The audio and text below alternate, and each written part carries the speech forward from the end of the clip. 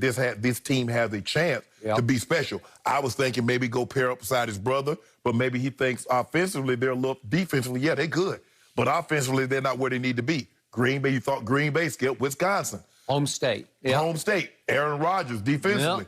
So I'm surprised that he's looking at Cleveland as opposed to some of these other teams that I think, but also Skip fit 3-4, or because J.J. Watt is a 5 technique, which is a 3-4 defense. So that's going to be very important to him as opposed to being bumped outside and playing on a 43 defensive end. Okay, so to your first point, money talks. In the end, it's just all about they say money talks, but cash screams. Yeah. And he wants lots of it. Screaming, they got lots of it there. They also have a couple of free agents in that defensive line. Ogunjobi is one, and Olivier Vernon's another one. So they're going to have to figure all that out. Yeah, one of them, somebody gone. Somebody is gone. Both of them might be going if they get J.J. Skip. Okay, I agree. Okay, why not? Why wouldn't he jump on the opportunity to go to Pittsburgh? Maybe he doesn't want to play in his brother's shadow. Maybe it's like because he. It sounds good at the time. Everybody like, I'm playing my brother, playing my brother. No, you don't. But he's a star now, and you're a fading star. I don't care what you say. You've been too beat up for too long. I agree. And yet, I did tell you your favorite website, Pro Football Focus, dropped him slowly but surely over the last 4 years, but only to 21st best defensive player last year. Well, he used to be 1 or 2. Yes. So, okay. But still, 21st in the league is pretty good. Yeah, he didn't fall off a cliff. Okay, so he still has enough left to give in a good rotation. Well, he'd be playing alongside of a guy who's pretty great, Myles Garrett, right? So let me ask you a question, Skip. I mean, he gave you 5 sacks in 16 games last year. What's your expectations this year? 5 or 6, somewhere in there. But I was pleasantly surprised that he sees the Cleveland Browns as a real deal contender. Right. I do too. I kept telling you over the back half of the year, last 10 games, Baker Mayfield very quietly, which is not his way, but he very quietly came of age. He arrived. He played high-level quarterback for 10 straight games. I loved the way he played. He finally had something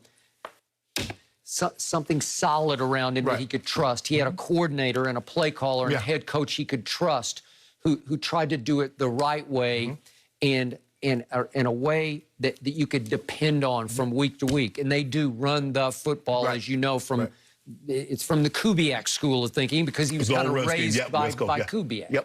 Okay, so he said maybe he's sort of buying into all those progressive Baker commercials like he's saying, hey, this kid's pretty cool. He's pretty hot. You know, and the thing is that he's playing alongside Myles Garrett because for the longest time he didn't have, I mean, he had some of his best years when he had Jadeveon Clowney. He did. So now you got another guy that's going to get some of the attention, a lot more of the attention that you're going to get. So maybe he gets some more one-on-ones and that total gets up to maybe 8. Maybe. Can he get 8 sacks? He might be able to if he's just rejuvenated, change of scenery. Listen, that Houston, that's a mentally, psychologically debilitating place to play. Over the last 4 years, it's just gone down into a sinkhole. Skip, think about this. Of their great players, none of them are going to officially retire. You look at Andre Johnson. He's one of the 5 best players. You look at J.J. Watt, one of the 5 best players. You look at D-Hop, one of the 5 best players. You look at Deshaun Watson. Nobody's going to retire there. Something's really wrong. And it starts at the top with the McNair family. It has been going the wrong direction. And I think we all thought J.J. Watt ain't going nowhere. J.J. Watt's going to be a Texan until perpetuity, until he says, hey, you know, I'm taking my cowboy boots and my hats and I'm going to the saloon.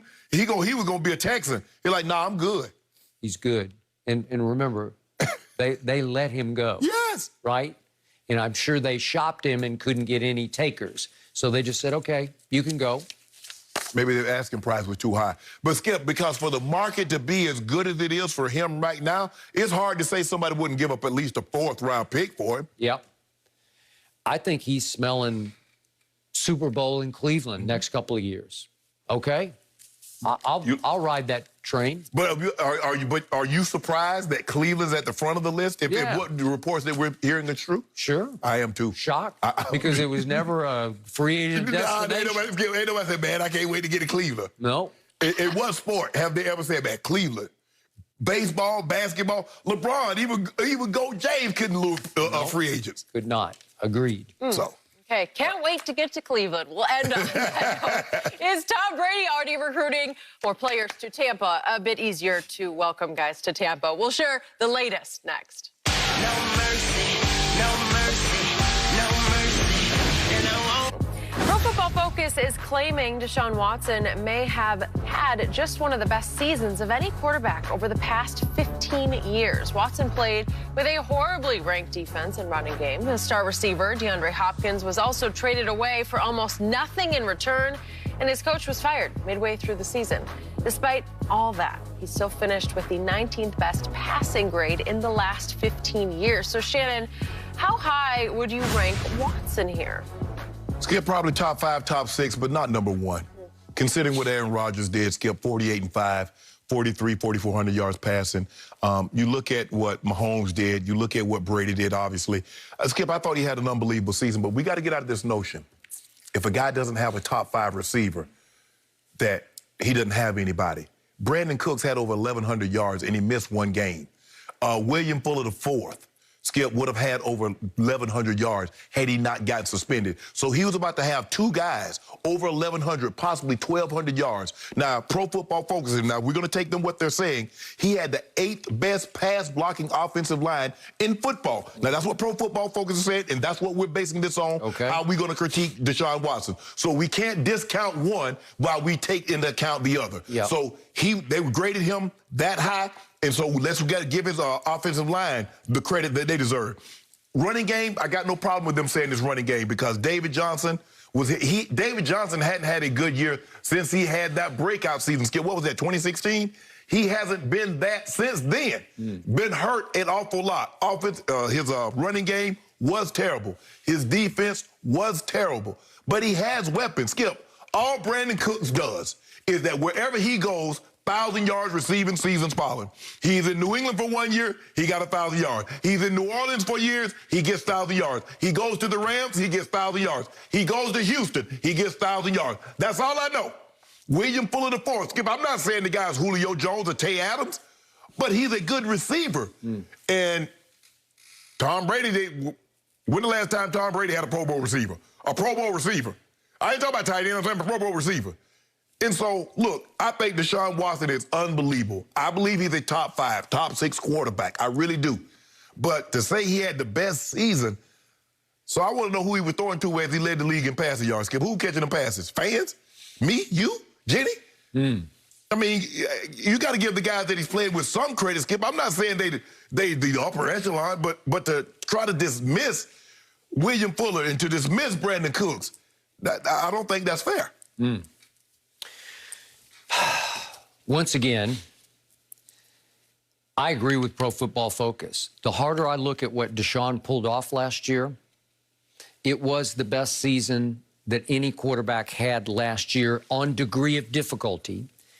And they're making the case that if you rank it against other seasons by other great quarterbacks over the last 15 years, historically like 2007 Brady, record-breaking, that if you do the degree of difficulty, that Deshaun's achievement is right there with Brady's achievement, given what he was working without.